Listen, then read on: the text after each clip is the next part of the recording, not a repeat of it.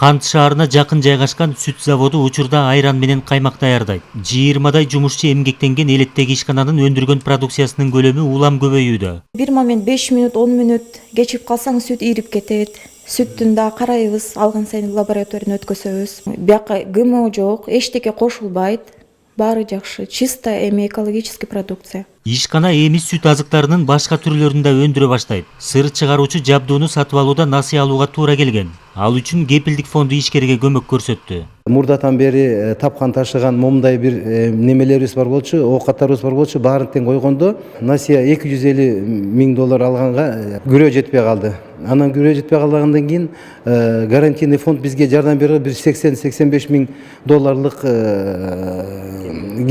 кепил бере койгондон кийин биз жумушубузду ишке ашырып алдык да.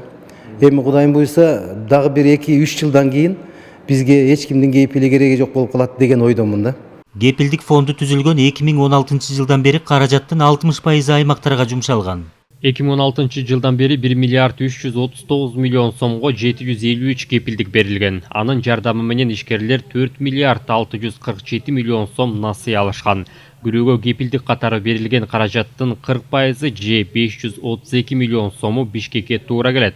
Чүй облусундагы ишкерлер үчүн 239 миллион сом, Ош шаарында 76 миллион, Ош облусунда 115 миллион, Баткенде 48 миллион, Жалал Абадта 83 миллион, Нарында 73 миллион, Таласта 57, ал эми Ысык көлдө 116 миллион сом кепилдик катары берилген. Өлкөнүн ар бир районунда натыйжалуу долбоорлорго көмөк көрсөтүү боюнча атайын программа иштелип чыккан. Ага келерки жылы өзгөчө көңүл бурулат. Кепилдик фонддун 2017 жылы проектisi ачылган болчу, бир район бир ишкана. Мунун максаты ар бир региондо биз ишкерлерге же жаңы ишкана түзгөнгө жардам берели деп ачылган проект, же болбосо иштеп аткан ишканаларга жаңы тармак ачканга. Муну болсо азыркы убакытта бүт региондо кызыга баштады.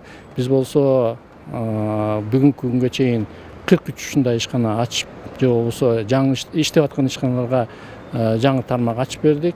Келечекте ошол проект дагы көбөйүп, биз ушу эмдиги жылдын аягына чейин бир 120 проектти 120га чейин жеткирели деп атабыз да. Эмдиги жылы бир 70-80 жаңы предприятие ачканга жардам беребиз да. Кепилдик берүүдө агроөнөр жайы менен кайра иштетүүгө, тигүү тармагына, товарын экспортко алып чыккан ишканаларга жана аймактардын инфратүзүмүн жакшырта турган долбоорлорго артыкчылык каралган. Мекеме ишкер чөйрөнүн өкүлдөрүнө бизнес план даярдоого да жардам берет. Калыгул Асанбаев, Азамат Кыдыр Токтоев, Ала Тоо 24.